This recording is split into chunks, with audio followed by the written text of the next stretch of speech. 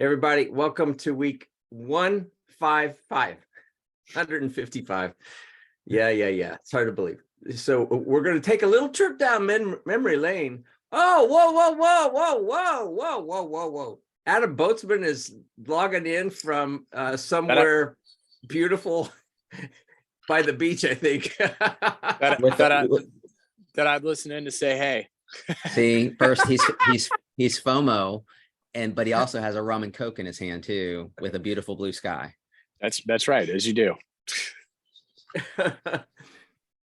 Well, wow, what a special treat. So we have extra special treats today after Easter. So, the Easter bunny and these eggs. So we've got Skip Knopf and Chris Hager from ERC Today that are going to go deep into demystifying what's happening with ERC. We're going to do a little trip down memory lane too, as to what was that, because it's interesting to me that we still have clients, and this is why we're talking about ERC Today and employee retention tax credit, which is where that kind of came from.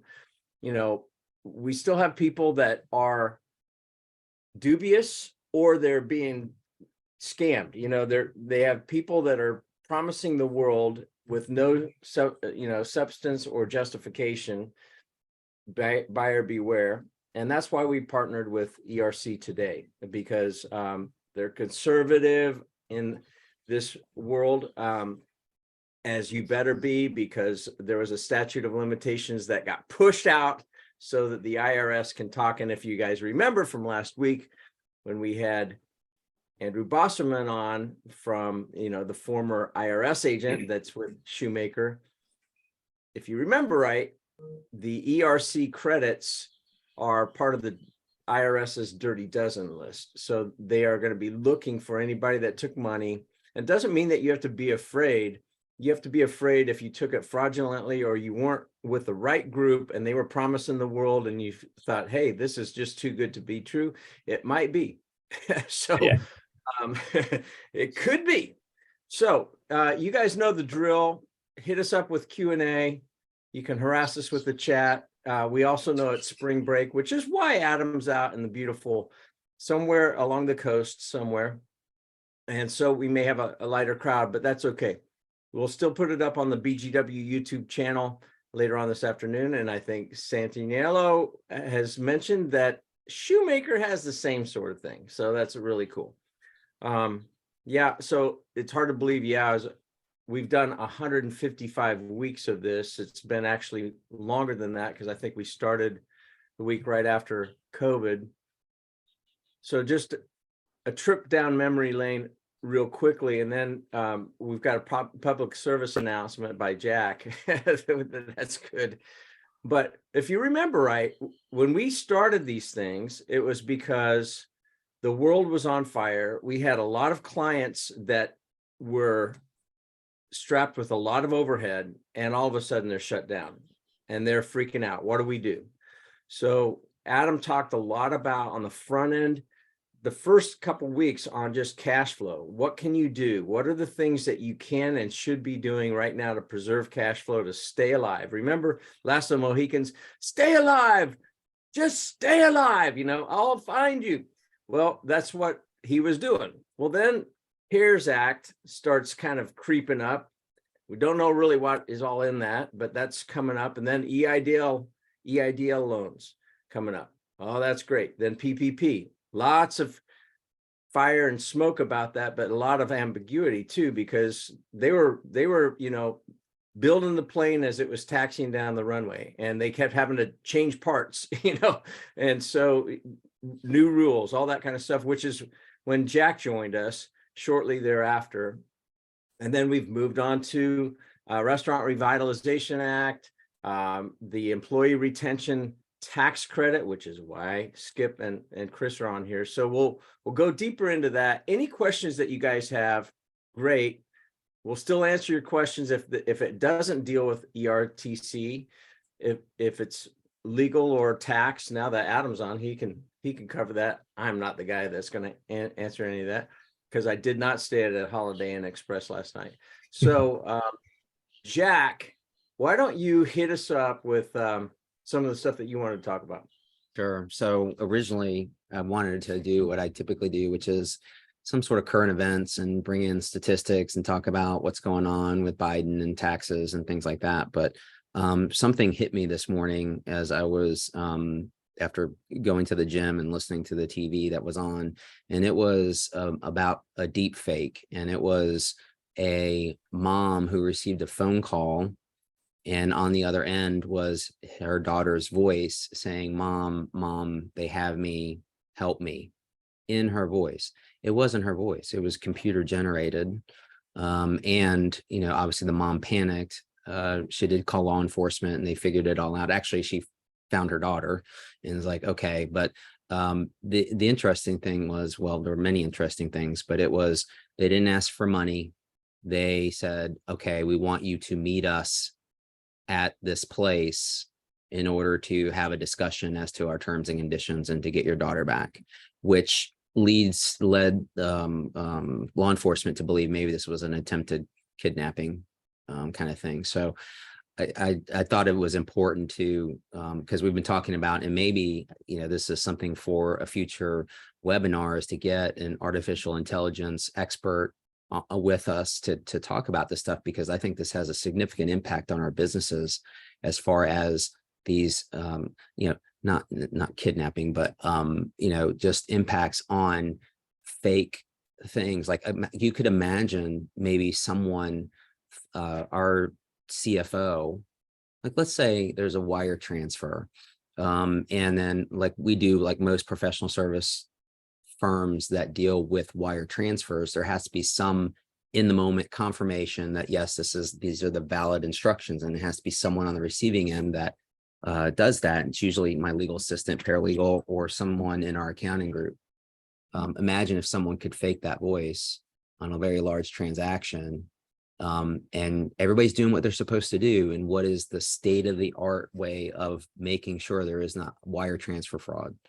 And so it's those kind of things that I think maybe just being aware of, that this isn't sci-fi anymore. This is kind of our reality. And someone else yesterday also was telling me about the chat GPT, I think. And so what it was asking it to compose a letter and a song, and then to change, make it happy, make it sarcastic in like nanoseconds. It completely changed the words to the song, kind of thing. So just the public service announcement is that even in situations where you are very again, okay, let me say this, not to make anyone paranoid, because obviously that's not my goal. And as I'm saying this, I'm like, oh my God, I'm just going to make a bunch of people paranoid. That's not my intention. It's working. It is basically, yes. Okay. Everybody's like, all right, listening to and having code words, which actually I do with my kids, have code words just for emergency purposes to say, hey, something's not right. But just be aware of that. So maybe again, that's something that we have down the road, to understand the current state of technology, and how, and also how it might benefit business as well. I mean, I have there's discussions in the legal world as to the continuation of certain levels of employment, like legal assistants and paralegals, when you can basically talk into a microphone and it can do all kinds of things, and think about, okay, this is the scenario, this is the legal issue, let me tell you all about that. And it's pulling from various sources and things like that. And apparently it's not plagiarism, at least for now. It's not plagiarism because it's considered original thought in putting things together. So you're not going to find the same thing somewhere else, which I don't know if that's true or not, supposedly. So anyway, long-winded way of saying, just, kind of watch your back in this new area of fraudulent activity. Yeah, that's good. I love that idea, doing an AI thing. And we actually have some clients, one that has a very large AI client company, another one that does a lot of stuff with the Department of Defense, using chat GPT and other virtual reality stuff. It's really interesting. So that could be really, that could be cool. Well, since we have Adam Boatsman joining us, it wouldn't be the same if we didn't have some sort of a rant, but he's probably so unplugged that he's No, I got you covered. It's actually germane to this topic, employee retention tax credits. So, it's funny because one would say, geez, I mean, how could this still be a topic? Just like you said, Gary, I get no less than at least 3 to 5 emails a day and then a couple phone calls still from companies trying to tell me that I'm about to miss out on hundreds of thousands of freaking dollars, and then, I'm seeing TV commercials now. I get no less than at least, 5 emails a week from clients that are saying, look, I know you told me that I don't qualify, but I got I got a buddy in the club that tells me that I should because he got some money, or alternatively, I still keep getting these calls from people. It's like, I get it. It's like they just want to rule out beyond a shadow of a doubt that, because it's free government. When I say free, I'm going to be paying for all this, as will you, Gary. But, Yep.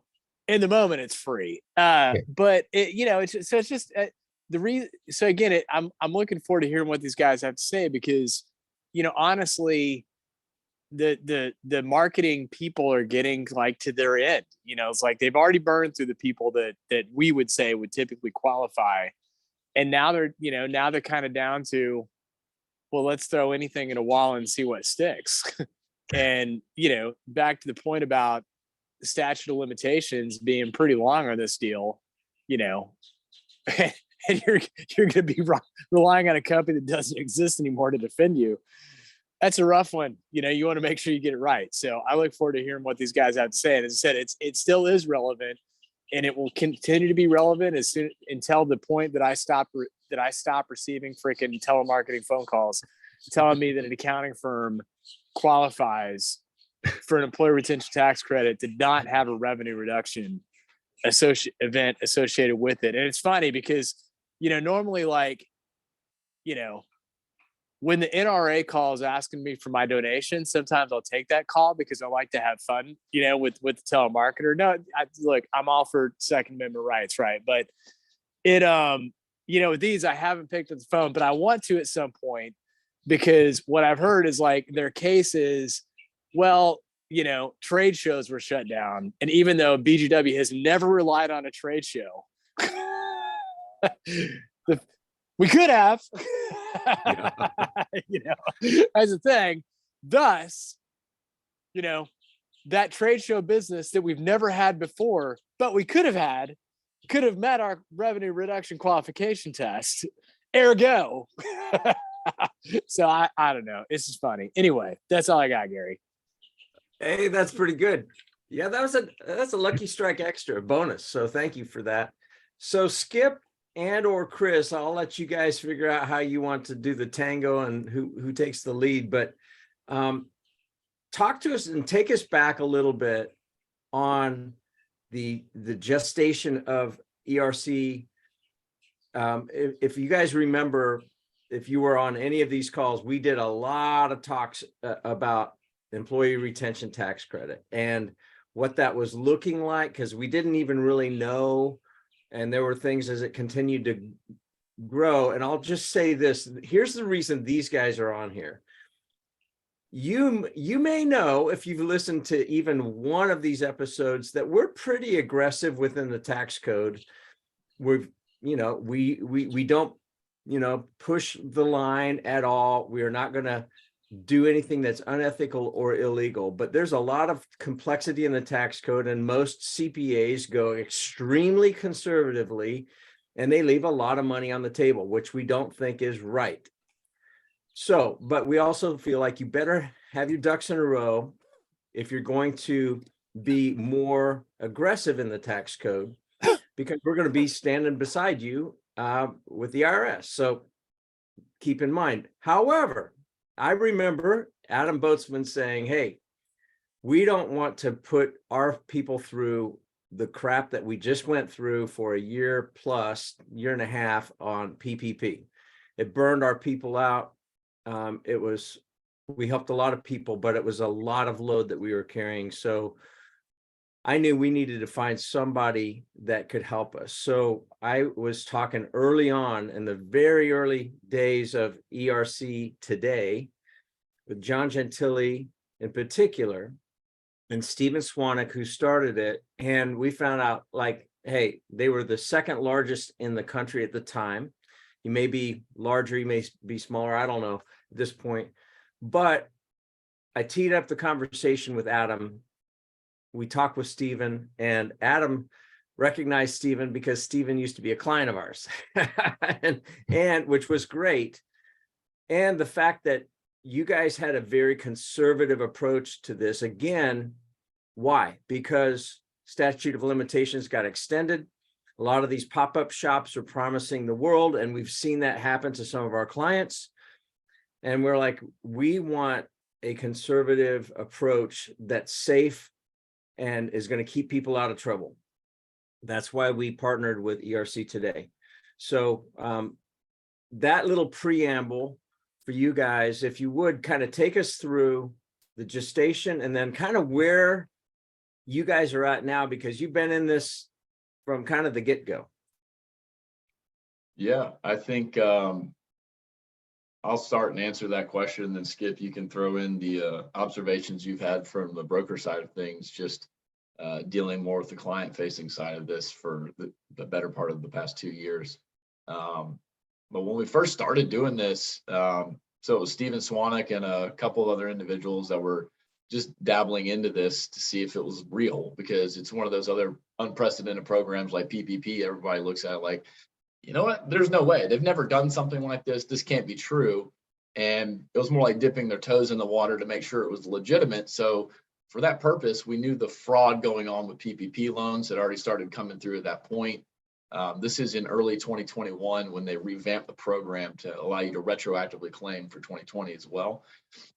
And we knew there's a lot of fraud in PPP. We knew there's a lot of ways that you could get into trouble if you didn't do this properly. So Stephen, being a former CPA, I say former because he put his license on hold so that we could do this venture, or inactive status, I shouldn't say hold.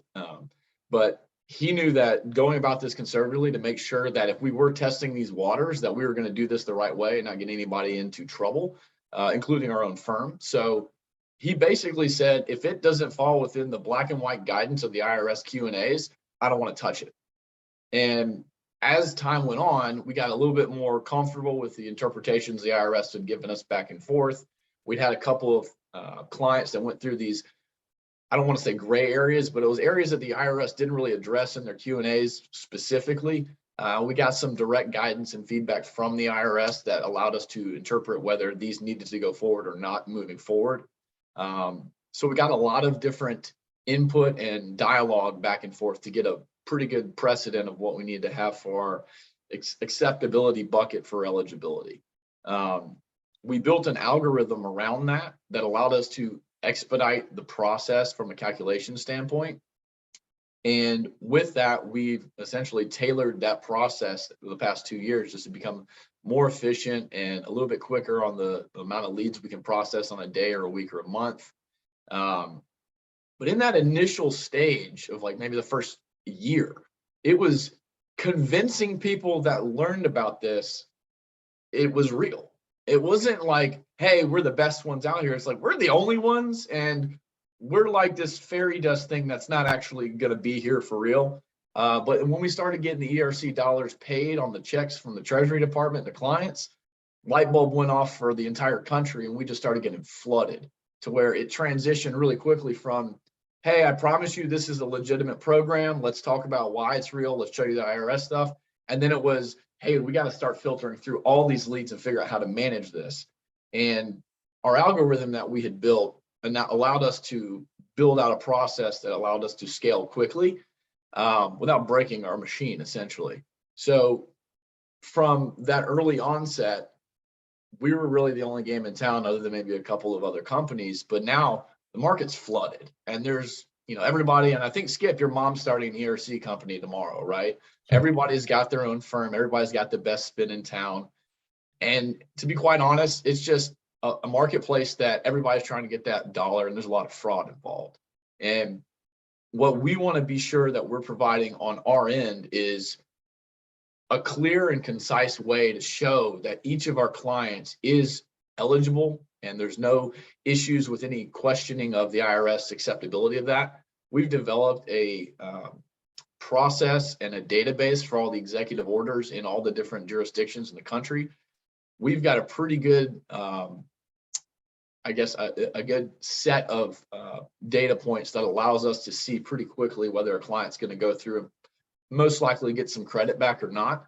But we're not going to go through that and be like, oh yeah, immediately $26,000 per employee. So let's just take your 10 employees, multiply by 26. Here's your credit. There's a lot more involved in that. And since day one, we've been doing that based on the precedent that there's a lot more work involved than most people understand. And we have had to ebb and flow with the product of the IRS, guidance and the things that have changed throughout that time. So, at this point, I'd like to just kind of share some of the things to look out for from a fraudulent ERC firm or somebody that's just a ERC mill. Some of the things that are red flags for us are, folks that just calculate the number of W-2s times $26,000. That's immediate red flag for anybody. We've actually found that the more accurate representation of the number that we've seen on average is like 40 to 60% of that $26,000 number. And that's on general. Don't ever take that and just multiply it. And disclaimer here, that's just an average. But yeah, there's several different components of marketing that are, like Adam has already said, like, hey, I guarantee you we'll find you a way to qualify by forcing your process through this specific needle hole here. We'll get you money. Be aware of that and be running from that quickly. We've actually had to, throughout our process in the past 6 months especially, be on the lookout for application fraud as well. So we've got clients coming through that are just basically artificial businesses that have falsely produced 941s and payroll data. So we're actually having to take our specific process, which has our built-in algorithm for the calculation, but we've left room for the critical human analysis on, does this look right? And there's something a little bit too perfect about this data set, so we got to take a deeper look at it. We found several hundred cases of fraud within our applications in the past few months from people realizing, hey, there's money in this. I'm going to go ahead and just create this fake set of information, get a ERC filing back, and then take it and disappear. That's something that we're having to filter through right now more than anything, because there's just a ton of abuse going on from an ERC mill side and from people seeing the value of applying as a fake company. But yeah, so the other components of things to look out for a fake or a questionable ERC mill, I would look at somebody that demands you pay the fee entirely up front before they give you any kind of product for the work they've done. That is a red flag. We offer multiple different fee payment options. So we've got the ability for somebody to pay in full up front if they choose to, but we don't absolutely require that. That's only if they don't need the money now and they can, deal with parting with the money, but we give them a discount for paying up front. We also offer advanced funding solution for certain partners or certain clients that qualify for that option. To where they can get their money quicker and they don't have to actually pay us anything because the advanced funding solution sources the money to both of us. So we've got options as well as a small deposit on the front end. So there's different ways that we have tried to make the process more fit the client's budget and schedule for how they can take care of these claims. If somebody's making you pay a big number up front and there's no other option, be hesitant on that. Another thing to be concerned about is somebody offering you an instant quote or some kind of definitive on eligibility. Like, hey, we know that you're going to be eligible for, roughly this amount of money, and you haven't even given them what you do, how many employees you have, or what your business states in different jurisdictions. So just the assumptive and the definitive before you've given your data and information to them is just the real big red flags we see. Hey, Chris, you brought up a good point, and that is early on, the government was having a tough time processing, and it was like months and months and months and months before they could process payments. What is that turnaround time like now, either Skip or Chris?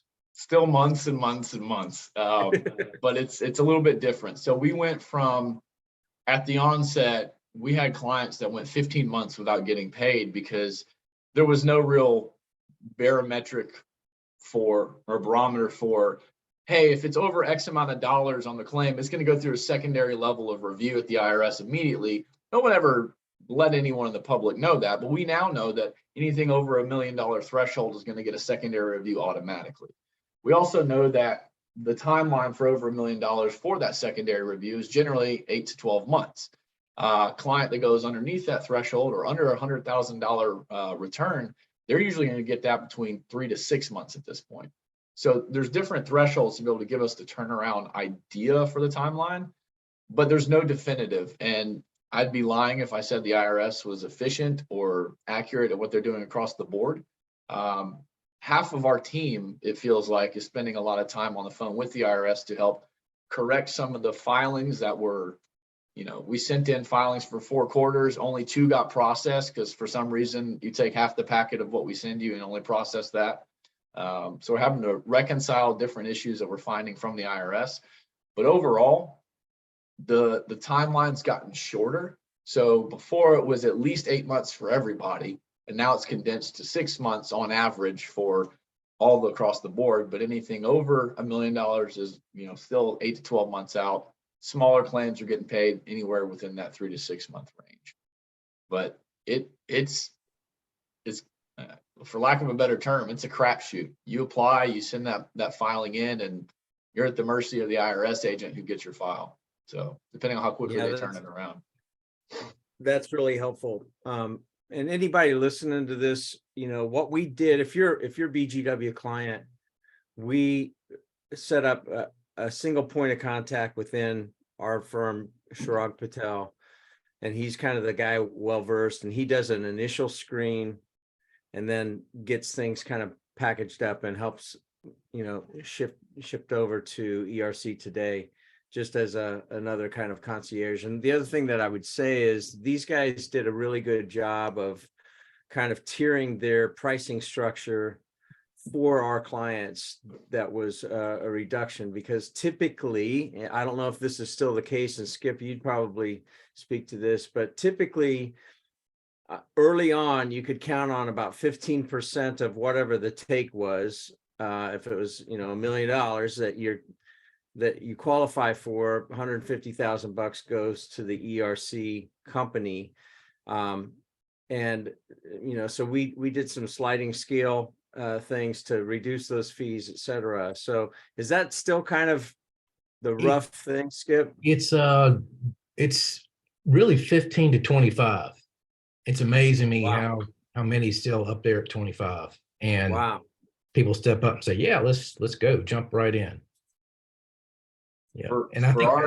For our fee though, we do still operate on that sliding scale for the tiered pricing. So anybody that works with us, if they have $1 million credit or more, it's going to be a discounted rate versus the smaller credits, because early on we recognized people were abusing that. Hey, I'm expecting X amount of percentage. It's the same amount of work for us to do a $100,000 credit or a $10 million credit. Why are we going to take 20% or 15% of a $10 million credit when it's the same amount of work as the $100,000 credit? So we made it to where the larger the credit is from the client, the less fee percentage they pay, because we felt it would be more fair to uphold the intent of what the employee retention credit was for, which was to keep businesses operating so they could pay their employees and keep everybody functioning. We're keeping as much money back in the hands of the businesses as possible. So anybody that's over $1 million credit, you're getting a discounted rate compared to the smaller credit size. But that's all built into our process from day one, that we understand that it's a lot of work, but we don't need to gouge the system to make an extra buck. We're trying to take care of people in the long term. ultimately it's going to end up behooving us for what we can talk about later with our phase 2 opportunities. But Yeah, for us, we we want to definitely want to talk maintain about that relationships. too. Yeah. But before we go into kind of phase 2, because again, a lot of these people, the fraudsters or the opportunists, you know, I call them pop-up shops, because here today, they'll be gone tomorrow. And then what do you do? You know, it's kind of like, you know, I've wondered about this. I was looking at the new Saab 9.5 before Saab went bankrupt and went, because I was a Saab driver at one point. It was beautiful.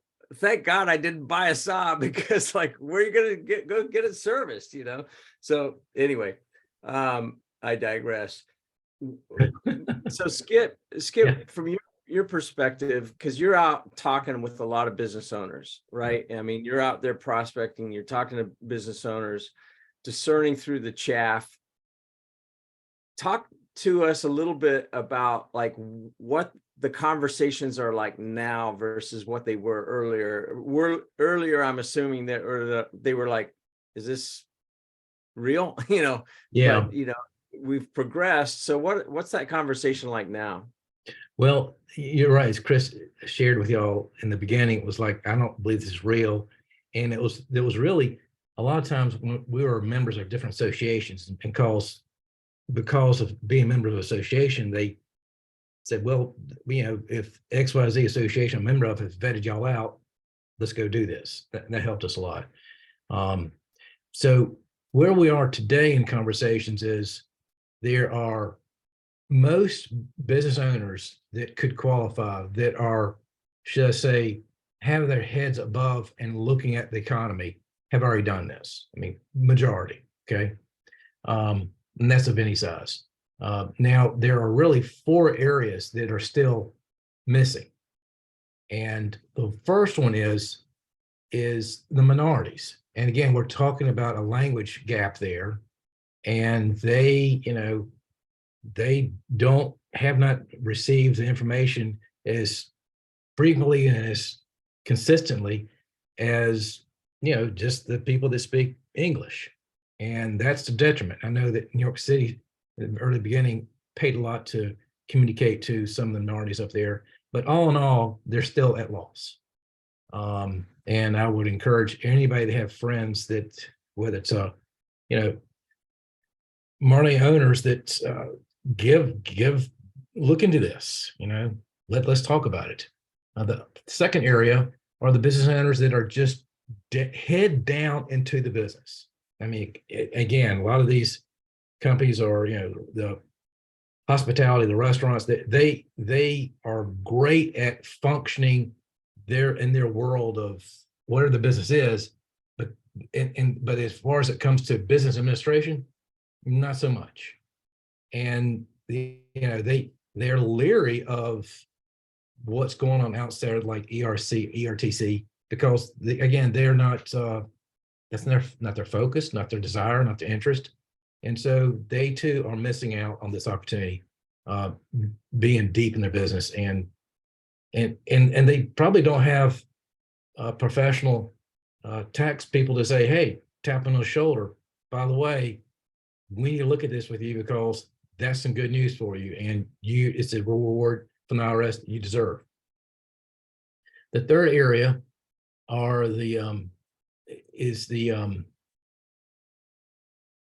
business owner who just flat out knows about it, heard about it, but hasn't carved out time to do it. I mean, I've got a couple still there that, you know, they go, yeah, they've got, one's got $350,000 by estimate. The other one's probably right at close to $1 million, if not over. And they've just parked this because they got too many fires on their table that are more pressing. And, you know, that's, we all can only do what we can do at the time. Get it? So again, that third group, it's just to be determined. And then the fourth one is those that were given, should I say, false or incorrect information from their financial advisors, their tax advisors, to say, you know what, you don't qualify, without getting into the details. Some examples are, and these are mostly larger companies, let's say they have, again, in 2021, maximum number of full-time employees is 500, unlimited part-time, and 2 part-time do not equal full-time. All that being said, let's say they've got, we had one that was, 1,000 employees, but they had less than 500 full-time. And when I talked to them the first time, they go, we don't think we qualify because we were told we didn't. Let's look closer. Why? Well, but we think we got too many employees. Okay, how many full-time? Well, we really don't know. When you don't know how many full-time? Well, we don't have a need to know that answer. We put them up for, when they just no one needs it. So, we're busy doing other things. I said, well, let us pull that payroll in, we'll scrub it and get back to you with a yes or no. Well, turns out $7.7 million later, they're loving life even more. Or it's the ones that got advice. You don't qualify because your sales didn't go down. In fact, you had an increase. Okay. Well, that could disqualify some. But if you are those that had a capacity restriction, in other words, like a restaurant, you couldn't have employees in, you could have doubled sales and still qualify. So those are kind of two main areas that they're getting bad advice that need to look again. And we say, look for a second opinion. Get with a processing firm that really understands the true IRS codes, understands why you could and could not or should not qualify, and go with that. And there's really two extremes on this, and we fall in the middle of it. So there's an extreme of there's only, revenue loss, and if you didn't lose money, then you're not qualified. That's the extreme of too conservative to be a benefit to the client and do the proper due diligence as a provider of that service. The other end is everybody qualifies at 26,000 per employee, and that's absolutely false, and that's going to get people audited and in trouble. And if you go down that path or have gone down that path, save the money that you're going to get and hold on to it, because the IRS will come back for it at some point. But one of the things that we have done since day one is look at both sides of these conversations and realize just looking at revenue, it's a either or question when you go to the IRS. Did you have revenue loss or have a capacity limitation or a government restriction? So either one can qualify you, and you can use both in tandem to extend your eligibility period. So when you're looking at the shutdown capacities, the easiest one is the numbers, the black and white of, yeah, I lost money in these quarters. Well, that's an easy, everybody can process and look at that and know that that's factual and you can prove that. Well, when it comes to interpreting the government orders, you got to have the actual shutdown requirements from, the governor's order or the state or local or, federal jurisdiction on whatever that area that you operate in looks like. And, the biggest one that seems to be a gray area that really concerns our firm and all the other tax firms that we've talked to about this for looking at ERCs is supply chain shutdown. Realistically, everybody got impacted by a supply chain. So unless you can show a direct impact from something specific to your business, it's going to be a hard case to bring about and argue other than like, well, everybody has it. We had a toilet manufacturer, and this is one of the only ones we've done supply chain on, but there's a very specific reason. A toilet manufacturer had the plant that provided the little plastic flappers for their toilets. The Defense Production Act got pushed on them to change from doing the flapper piece to PPP materials, and it shut down that material going to the toilet manufacturer. It was the only one in the country that manufactured that piece, so they couldn't produce toilets anymore. So they literally had a direct impact, and we could show that the only supplier of that piece they needed to do their job was gone. We can tie that directly to those pieces with legislation and with the different components. So that's one that we can qualify. But when you say, I just couldn't get stuff, well, show us how, show us specifics. And if you can only get something from one place, that could qualify you. But just generally stating supply chain that's not going to cut it, because you got to be able to substantiate what you're talking about. And one of the things that we do, going into a little bit more about, the substantiation of our components of what we have, we give an audit package to every client we have coming through our doors that we do a calculation for. So when the IRS comes knocking on your door, years down the road and says, hey, show us why you got this credit, show us your eligibility, show us where the dollars were. The audit package in 99 out of 100 of those concerned times is going to suffice that IRS agent to say, okay, you had somebody that did this properly. Here's where everything's allocated and here's where it went and where it came from. That's fine. If there's that one IRS agent having a bad day, just really wants to drill you on this, we will actually at ERC Today act as the intermediary on your behalf with the IRS to help walk them through how our calculation process, our eligibility determination, and walk them through the process. I would hesitate to work with anybody that doesn't offer some kind of support like that in the long term. We're contractually obligated in our service agreement to all of our clients to be able to offer that to them. If somebody's not saying, hey, file this, your name, your money, your reputation, your liability is on this, but you take it and we're not going to deal with it here long term, run from them because they are not going to be here for you if something goes wrong. One of the biggest components that we have is making sure that everything that we're doing is going to benefit first and foremost the client. And it's not just getting them money. We want to get them compliantly paid from what they're actually deserved. We're not going to try to fraudulently or go about some gray area to get somebody, a claim that might get them in trouble down the road. We also don't want our firm tied to that. So everything we're doing is going to operate in a space that's going to get you the money you're supposed to get, and it's going to get it done compliantly and keep you protected long term. And if something does come back from the IRS and there's questions on that, we will help you through that process. That's a good point. In fact, I was following up with a client of mine, and I said, how's the process going? Are you happy? You're pleased? And they go, yeah, let me tell you something.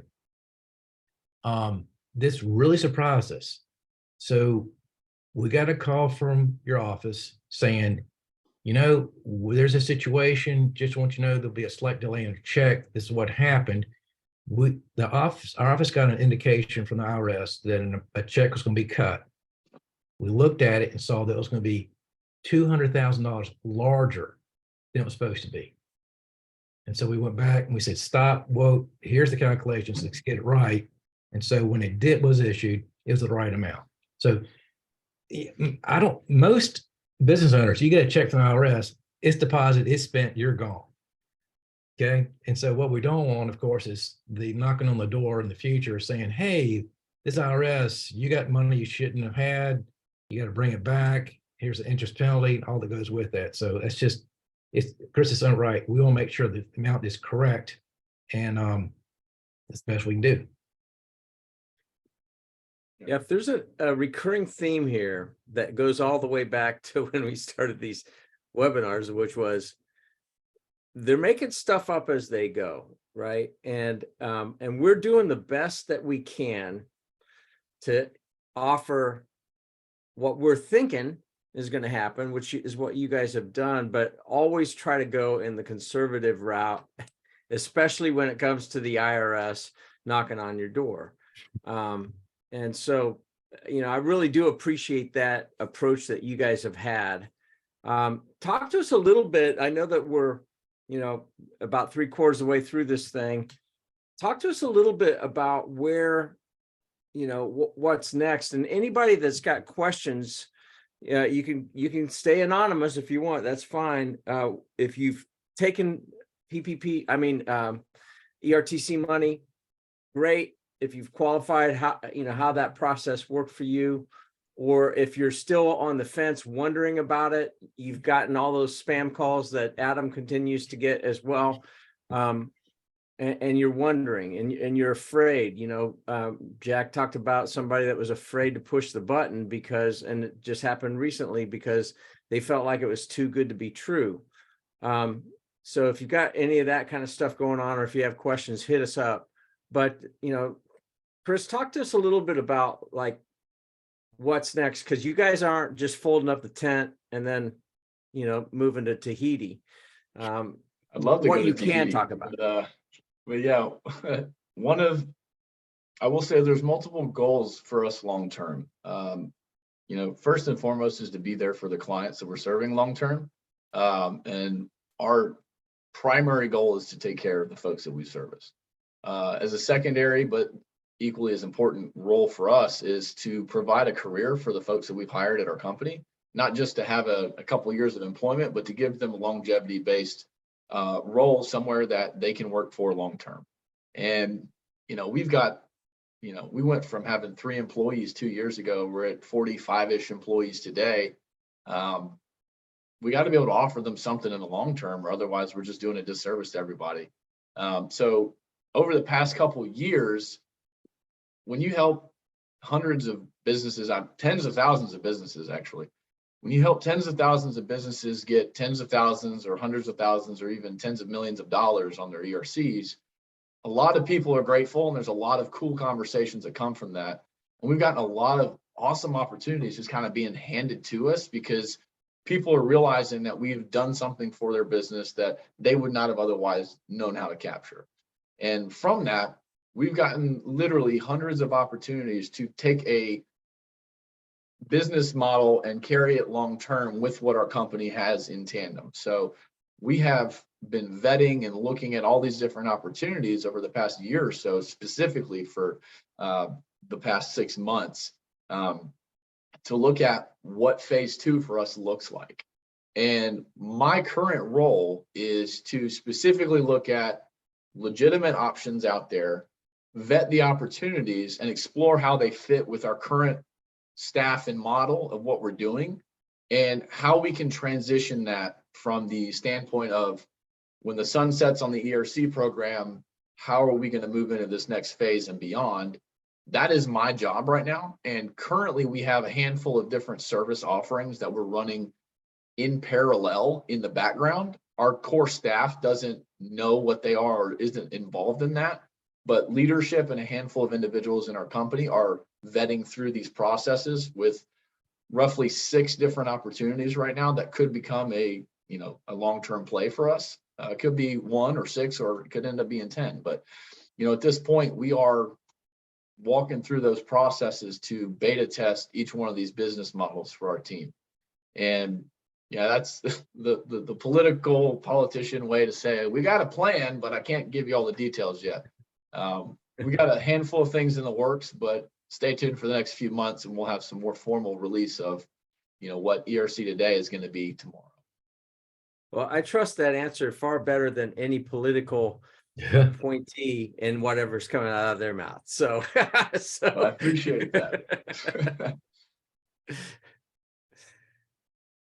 Jack, you look like you want to ask a question.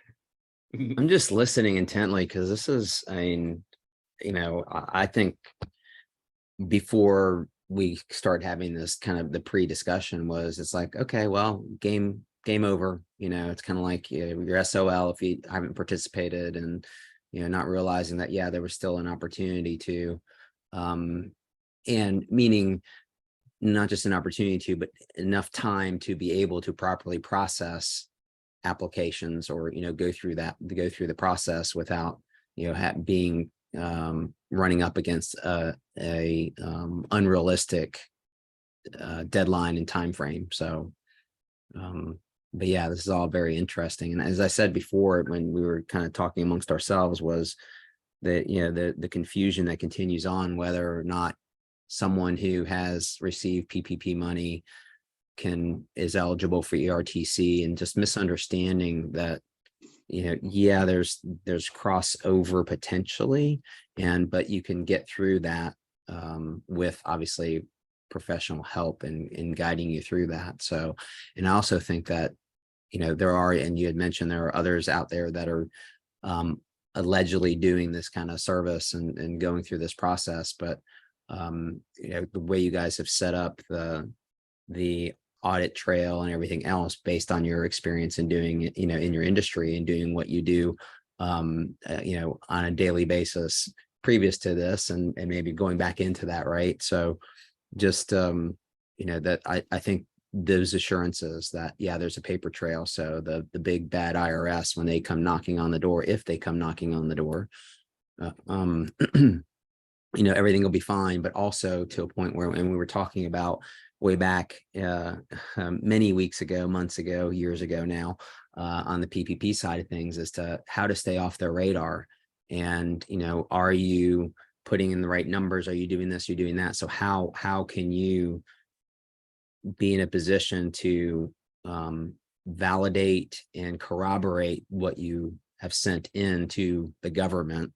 And so, you know, all those factors come into play. So I'm glad that we were able to have this conversation to give people assurances that, okay, there is a right way to do it, and it's not double dipping. If you do it right, I mean, there's potential for double dipping if you do it wrong.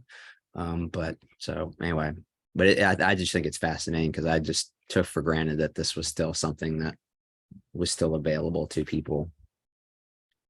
Yeah, and from what I understand, you guys correct me if I'm wrong. So we are in the midst of what's called busy season. April 15th is coming, and it's been extended for federal till April 18. But April 15, 2024 is when this thing officially is too late. Is that correct, Chris and Skip?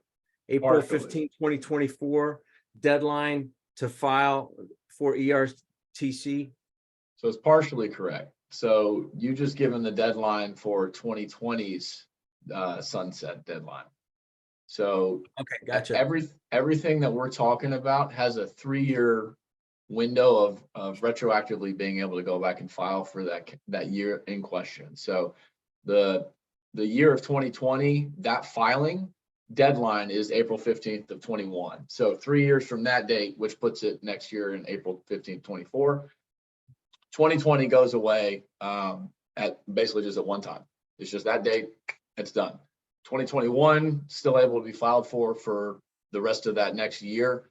April 15th of 25 is when the program ceases to exist. So it's a 4-year. All right, that's good. All right, that's quite helpful. Just as a reminder, which this was really interesting to me, I hadn't thought about this, Skip, but the 4 areas that are still kind of, you know, if you're in one of these categories, you might want to take another look. Minorities, especially if you're not English speaking. 2, if you're a business owner, still heads down on the business, haven't gotten really solid tax advice. 3rd, business owners who just haven't had taken the time to deal with it. They know, but the fires of other things, the tyranny of the urgent has supplanted that. And the 4th one is those who were told by their tax advisors they didn't qualify, primarily larger clients. Oh, well, you're over the threshold or whatever, without really looking into it. And we see that all the time too. You know, we see, you know, clients that got really, really conservative advice that was not accurate. You know, it was accurate for that conservative slice, but man, you know, just because they wanted to be super conservative didn't mean that that was the only option within the legal and ethical and defensible tax code. We see that all the time, don't we, Adam? Sorry. Yes, Gary, we do. So I have a question. What would you say if you were to see someone who says they can help you with this, and they may, what are the most outrageous, unfounded claims that you see being made out there? So for example, that we guarantee that you will get $100,000. I mean, just something just blatantly not true. I mean, it may be true, but they can't make that claim without knowing anything about the business. So what do you are the most egregious claims associated with, hey, we're here to help you? And the most egregious ones I've seen are a calculation tool that, like, hey, click on my financial advisor calculation tool link and it'll tell you how much you can file on your ERC. And it literally just asks how many W-2s you have.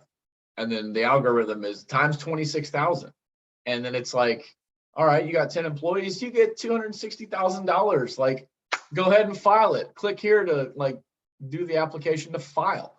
It's like you literally just are going to charge a fee for somebody to do a multiple of 26,000.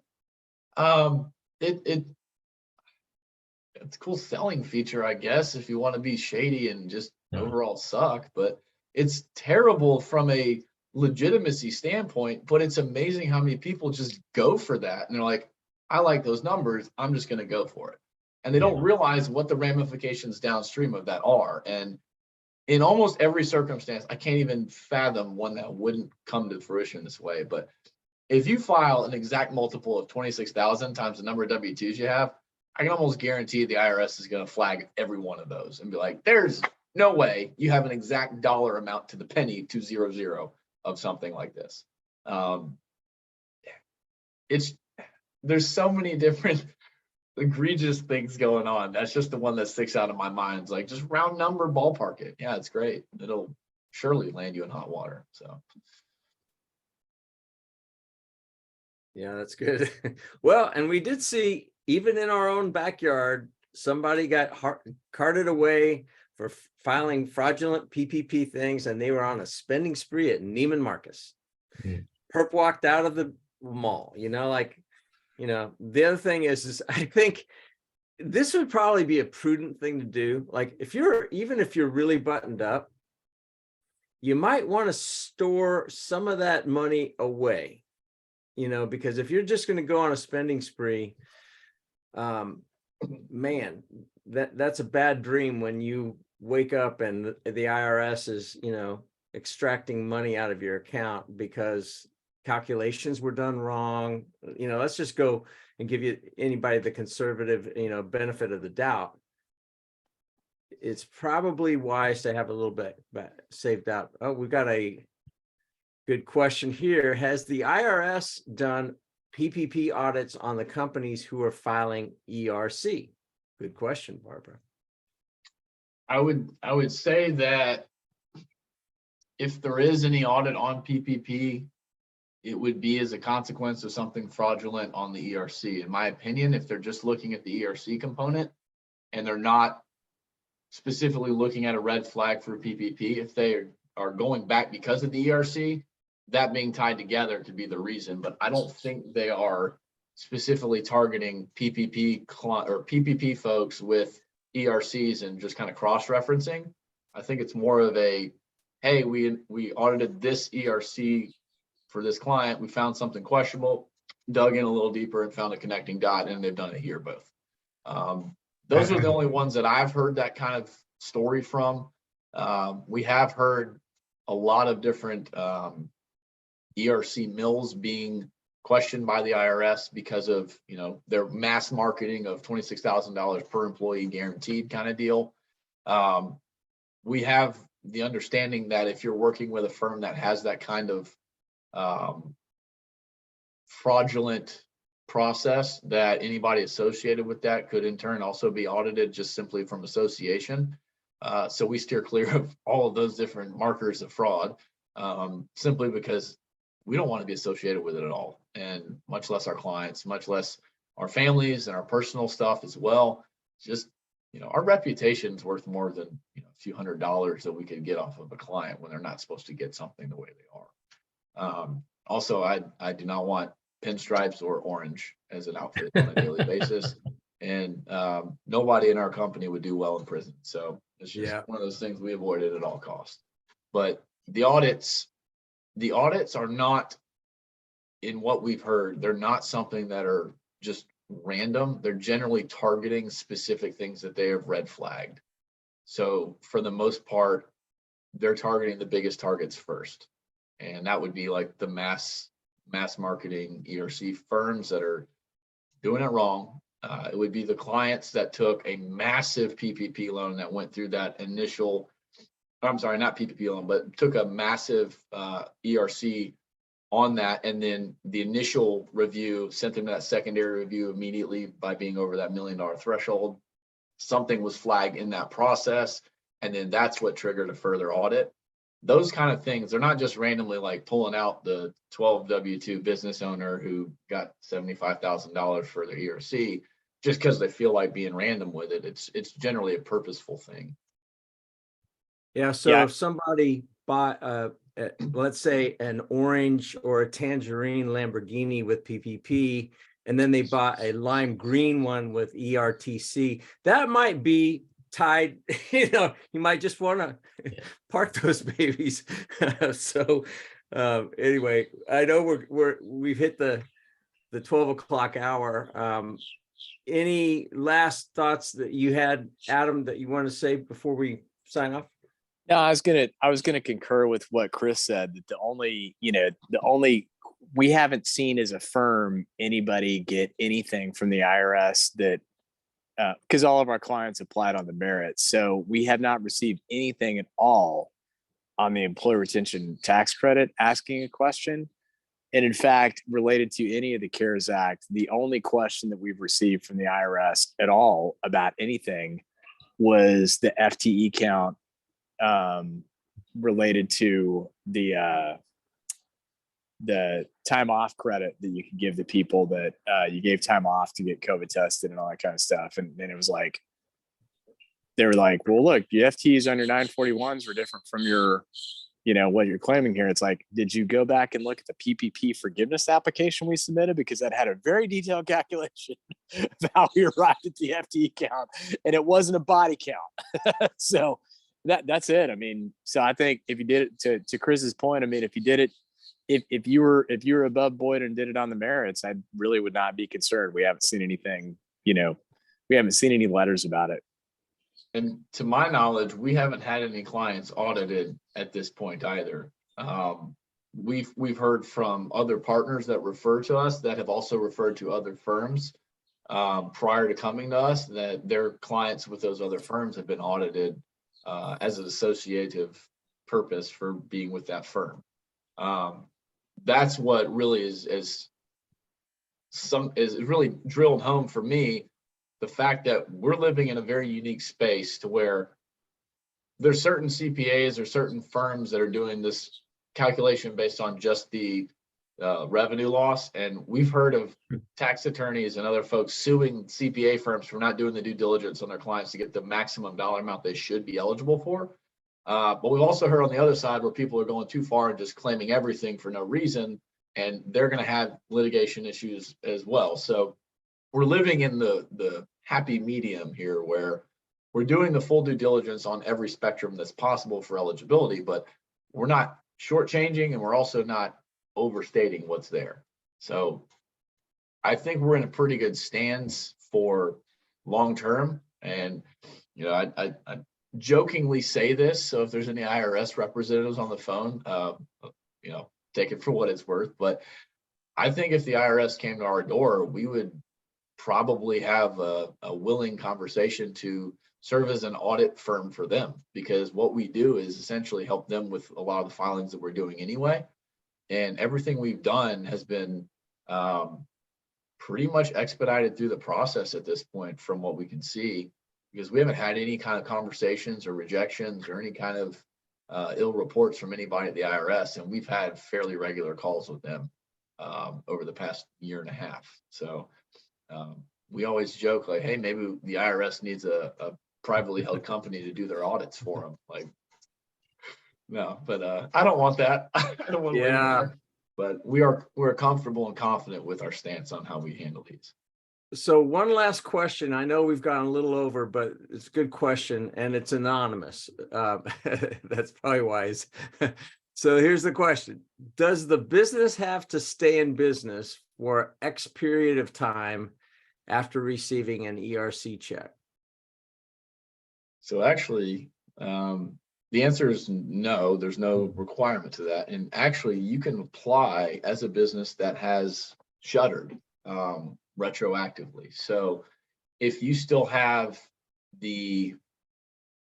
basically the 941X that's filed as an amended tax return is retroactive. So if you've had to close your business and still have the EIN associated with that and have the ability to file, you can file for your business's ERC post shutting down and get a check and essentially move it forward from there. We've seen that happen. I'm not fully convinced that that's going to be something that's deemed in a good light with the IRS. But I have seen that is something that people are doing. It's not specifically put in any kind of verbiage that I've seen from the CARES Act or anything with the ERC detail, but I can only assume that if you shut your doors and then get an ERC check and don't open your doors, the IRS is probably gonna have a problem with that. But one of the reasons that this has come about in conversations for us is because we've had tons of businesses that are new businesses, but they bought an existing business and started a new EIN, and the former owner can still go back under their old EIN and claim ERC and get that check, and it's not the new EIN business to own that. So depending on how ownerships are transferred or how businesses are bought and sold, it can also play into that same conversation. So the EIN carries that tax, that payroll tax. So if you still have that number up and active, and then you realize you get that ERC and you just can't survive, there's no limit of time you have to stay open or requirement for time you have to stay open that I'm aware of. And full disclosure, I am not an attorney, I'm not a CPA. Yeah. Oh, I can yeah. You've barely been read. listening. So yeah, just that's what I've Didn't heard stay- and experienced at this point. Yeah, that's good. Well, guys, thank you so much, Skip. Thanks, Gary. and Chris, for Thanks, Gary. joining us. Tell Stephen and John, hey, for us too. You guys have kind of demonstrated again why we partnered with you guys versus anybody else. So really appreciate that.